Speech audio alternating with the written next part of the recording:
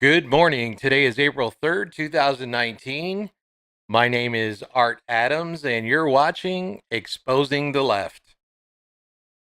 Today in our clip, we're going to take a look at adjunct professor Mike Isaacson from John Jay College in New York City. He'll be interviewed by Tucker Carlson from Fox News. So before we get started, let's get the legalese out of the way.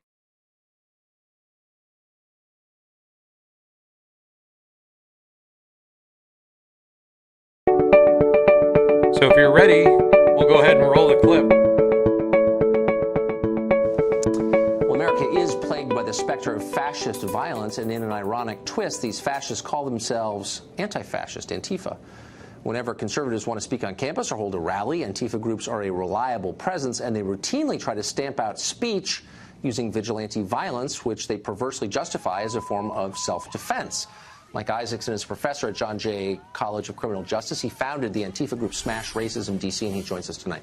Professor, thanks for coming on. Hi, how you doing? Thank you for having me. So your position, tell me if I'm mischaracterizing this, is people you define as fascist do not have free speech rights. No. My position is that communities have the right to defend themselves against groups that actively seek to eliminate members of that community. Defend themselves against violence, or defend themselves against violence? I mean, we were talking about... No, but physical violence? So if I say, for example... We're talking about a history, a group that has a history of enacting hate crimes. Yeah, no, we're not... Are we going to pretend like we're suddenly in this ahistorical world where Dylan Roof or Wade Michael Page doesn't exist, where Anders Breivik doesn't exist? Are you kidding me? No. Are you really a professor, by the way? What? Are you really a professor, by the way? Here's the question, though.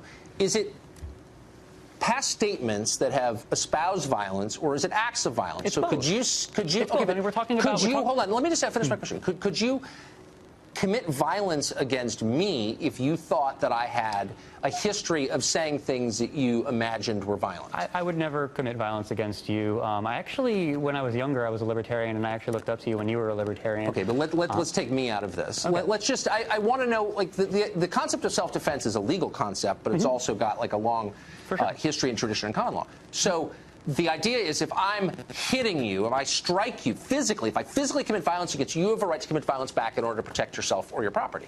Sure. But you're seeming to say that anybody who has espoused ideas that have at some point in history led to violence can be the subject of violence from you. You're not saying that. No, I'm not saying that. What I'm saying is that I believe it is the right for communities to get together to assess what is a threat to them and to defend themselves against that threat. So give me an example. Like, what public figure in America right now could be shut down, could have his free speech rights taken away, and could be the subject of violence under the standards you're describing?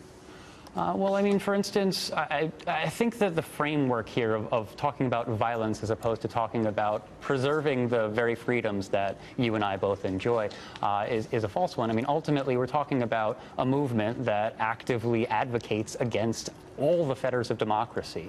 I mean, we're talking about Richard Spencer, who publishes in altright.com, publishes an article on July 28th by a man named Vincent Law, where the headline was, "To protect free speech, get rid of democracy." So we really have to... You know what? Okay, so let's use that example. I disagree with that. I haven't seen the piece, but it doesn't sound like something I'd agree with. It's not. Does Richard Spencer have a right to speak in public? Richard Spencer is a danger to society. When he speaks in public, what he is doing, he is publicly recruiting people to his very violent movement, very violent ideology. So does he have a right to speak in public? I don't think he has a right to speak in public unopposed, and that is ultimately what the purpose of Antifa is to show up and oppose him.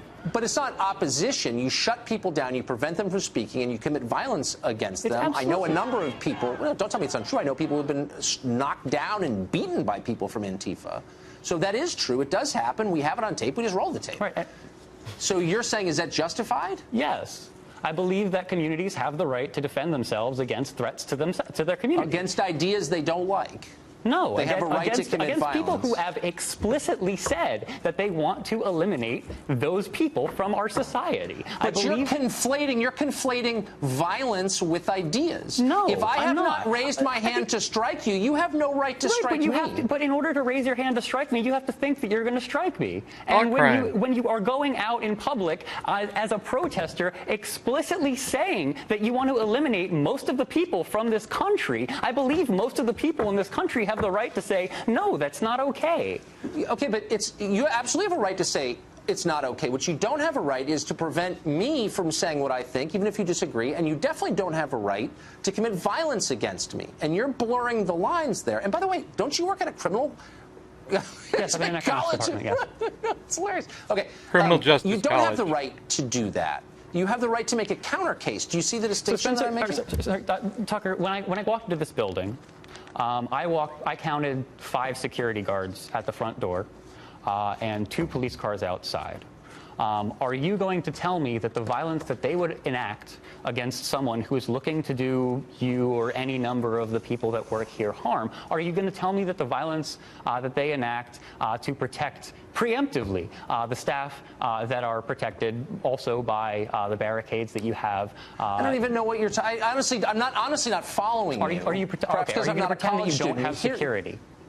Well, I actually don't have security, but there is security at There's our security building. in your building, for sure. And there's the reason that there is at lots of buildings and the reason that there is security to prevent in people your from committing building violence. is, no, the reason that you have security is because ultimately that security provides a space for nonviolent civil discourse, which is ultimately what we want. But you don't own. Slow down. There are a million distinctions here, but you don't own the public square. You No, don't own the street. but I believe the public owns the public square. And at the end of the day, you're not in charge of the public, and you're not the public in charge isn't of even in charge of deciding. public. Okay, We are talking about a system that has been gerrymandering people out of public representation, okay? If we're relying on the cops, ultimately those cops are working for the very people that you work for and not in the interest of the vast majority of society. We don't have representation. We don't have representation by the state. We don't. Okay, This is something you have to last understand. question. Do you teach students? I do. Huh. And do you teach them that the First Amendment does not apply to people they disagree with? I teach them to think critically, and that's why I'm very open about my anti-fascism and my anarchism. So if someone in your class said, you know what, I'm a Trump voter, I'm against affirmative action. I've had those, and I encourage them to research and explore and hold them to the exact same standards that I hold any other student. Yeah, I bet. I do. Yeah, I had an alt-right supporter actually in my class last semester. Yeah. I worked with him on his papers. He started off kind of bad at citation. I got him better at citation, and he wrote a paper that was an A paper. I mean, I am not discriminating against my students. Yeah. Ultimately, except you think that people you disagree should be beaten up, but whatever. All right, Congressman. Close, Professor. Thanks for coming on. I appreciate it. So what do you guys think? This guy was a professor at a criminal justice college teaching young students. So just as a follow-up, I'll give you a little bit of what happened.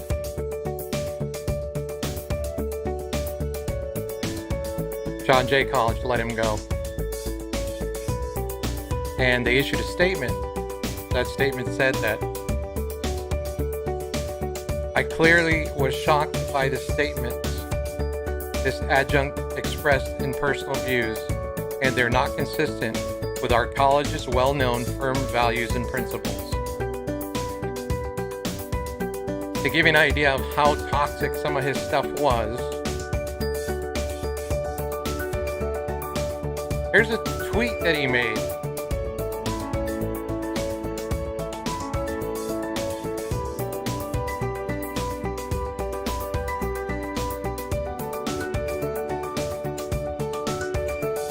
Thanks for watching. We'll catch you next time here on Exposing the Left.